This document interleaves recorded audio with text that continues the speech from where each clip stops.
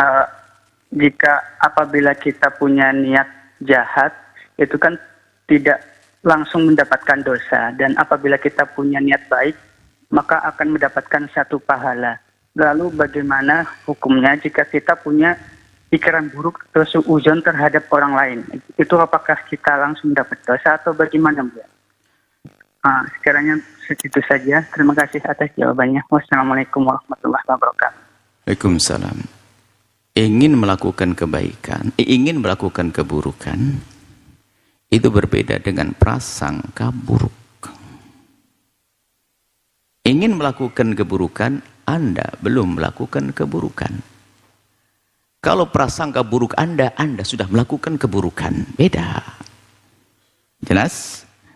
Kalau Anda ingin melakukan misalnya, ya, kalau orang ingin melakukan keburukan, masih ada lintasan, maka itu tidak dianggap dosa. Misalnya ingin mukul seseorang.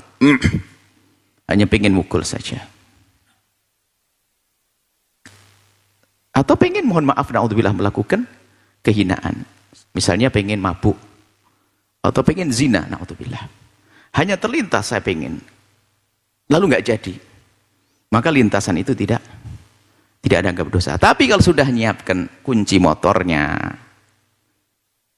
Nyiapkan kunci motornya. Maka sudah azam dicatat karena nyiapkan kunci motor. Sudah calling hotel, sudah apa, itu sudah busuk dia. Beda, dosanya sudah masuk, karena sudah beda. Kalau misal hanya bangkit syahwat, langsung dihilangkan, itu hanya lintasan pengen, tapi enggak, belum memulai, belum ada muqaddimah rentetannya, maka dia tidak dianggap berdosa. Tapi kalau sudah muqaddimah, itu kan satu paket. Memang ada orang zina langsung tutup poin? Enggak ada. Telepon dulu, WA dulu, kan gitu ya, omongan, janjian dan sebagainya, itu kebusukan, rentetan kebusukan. Dan hanya orang kropos iman, ada rentetan, apalagi sampai melakukan kehinaan apapun. Jadi kalau hanya sekedar, apalagi sampai perjalanan, lu ini kan masa kan tidak jadi melakukan. Tidak jadi melakukan, lenting lakukan perjalanan, bukan melakukan. Ini jawabannya. Kalau saya mau mukul, mau mabuk, lalu sudah pesen, tolong saya pesen 2 krat, ya itu ngomong gitu. Dan sudah pesen, nah ini kan. Jadi ada namanya azam, sudah ada muqaddimah yang menuju ke sana. Semoga Allah mengampuni semuanya yang bersalah. Itu jangan disalahgunakan, jangan salah memahami ini. Yang tidak dicatat dosanya adalah memang hanya saya mau zina, nanti kalau ada kesempatan ke rumah itu saya akan zina. Nggak, oh beres, nggak dosa dia.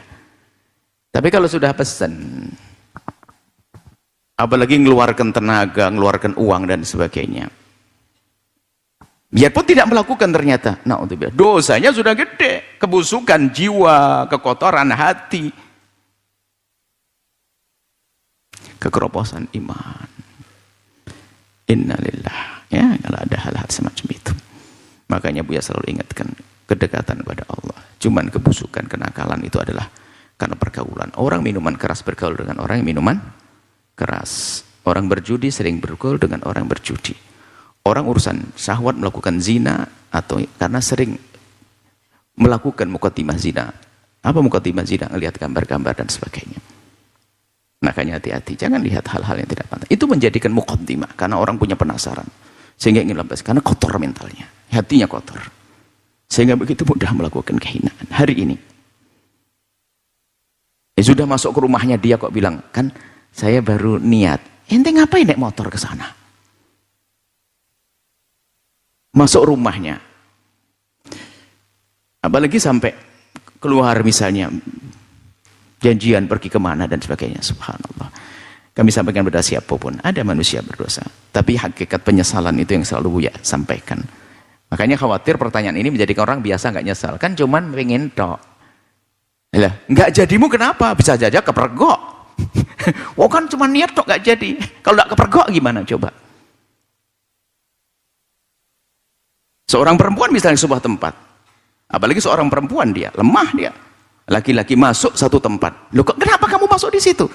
Tapi kan nggak jadi. Lah di saat kamu sudah menyerahkan dirimu itu kan kehinaan. Masuk, kamu ngulurkan gelas minuman keras. Loh kenapa kamu ulurkan? Terus setelah itu dipukul sama teman saya, jatuh. Lah ente ngambil gelas, sama seorang perempuan masuk sebuah tempat. Dia perempuan bisa saja diperkosa, di ini dan sebagainya. Dia masuk saja mengatakan, saya nggak mau, saya nggak. Makanya yang kami selalu punya gugah kepada siapapun, penyesalan itu penting. Makanya kalimat menyalahgunakan niat yang penting nggak terjadi, itu bahaya banget sehingga tidak menyesal itu kejadian itu busuk. Kan nggak jadi. Ente ngapain ada di situ? Nggak jadinya karena ketahuan saja atau bagaimana? Atau karena mungkin minuman keras masih malu-malu, berzina mungkin dia seorang anak gadis yang masih malu-malu, sebenarnya berharap kenapa kok tidak melakukan zina kepadaku. Loh, naudzubillah. Itu wah. Sehingga salah memahami pesan itu adalah juga berbahaya sekali. Karena mengentengkan nanti. Yang penting kan nggak jadi, cuma niat toh. Niat yang nggak dihukum oleh Allah adalah lintasan yang belum Anda mengambil muqaddimah. Muqaddimah kejahatan yang Anda lakukan. Makanya Buya selalu ingatkan, bisa ketangkap kesadaran yang serius itu seperti apa. Anda bisa menengok diri Anda sendiri. Kalau Anda memang betul-betul tobat dari mabuk, ngelihat botolnya tuh enak. Satu orang mengatakan, dulu saya paling senang minuman ini Buya, saya nyium tuh kayak pengual. Saya paling benci dengan tempat itu, karena disitulah saya rusak. Itu hakikat semacam itu. Kalau benar penyesalan sungguhnya, kecuali bohong-bohongan saja, karena wah nanti saya dimarahi sama teman saya, sama bos saya dimarahi kalau saya minum lagi nanti dipecat. Saya nyesel bos, mohon maaf saya kapok demi Allah. Di hatinya foto botolnya masih di sama urusan zina dan sebagainya. Lah kok masih tidak bisa dipungkiri, itu hakikat tobat itu. Makanya ini pertanyaan penting sekali. Kadang-kadang orang gara-gara nggak jadi saja langsung bilang kan nggak dosa. Ente sudah menikmati kok, seneng-seneng kok. Dengan kejadian jelekmu pun ternyata masih ingat, bisa mengenangnya. Mengatakan kan cuman niat, yang penting tidak. Itu kan bahayanya. Makanya segera saya panjangkan cerita ini. Ada orang yang penting kan nggak jadi.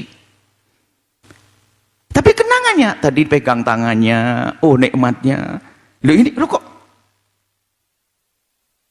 minuman keras dengan ini, wah asik, denger lagunya tuh, sampai denger lagu itu kenangan di sana, Allah. Makanya tobat itu serius. Makanya jangan sampai menyalahgunakan, memaknai riwayat-riwayat semacam itu. Berbeda dengan suudon. Sekarang banyak orang berhujjah, bukan membesarkan penyesalan. Sehingga sebenarnya ketahuan ini bohong tobatnya, penyesalannya bohong, apapun bentuknya.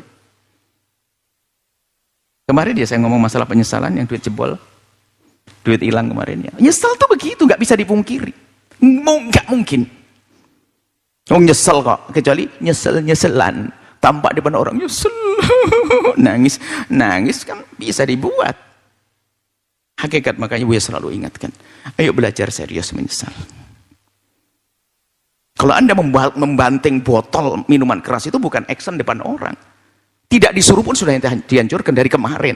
Bukan nunggu diingatkan berapa kali. Sudah kau buang belum botolmu? Belah ini yang punya kenangan busuk dengan sudah kau hapus belum? Nggak perlu pakai itu langsung. Mulai dari awal penyesalan. Cuman nyeselnya karena kepergok. Nyeselnya karena ketahuan. Takut dicopot sama bos. Kalau seorang suami takut dimarahi istri, seorang istri takut suami. Itu penyesalan apa? Nah ini hakikat. Ini pertanyaan penting banget, orang menyalahgunakan, yang penting kan belum. Kalau di saat belum terjadi kamu tidak menyesal, akan terjadi suatu ketika nanti.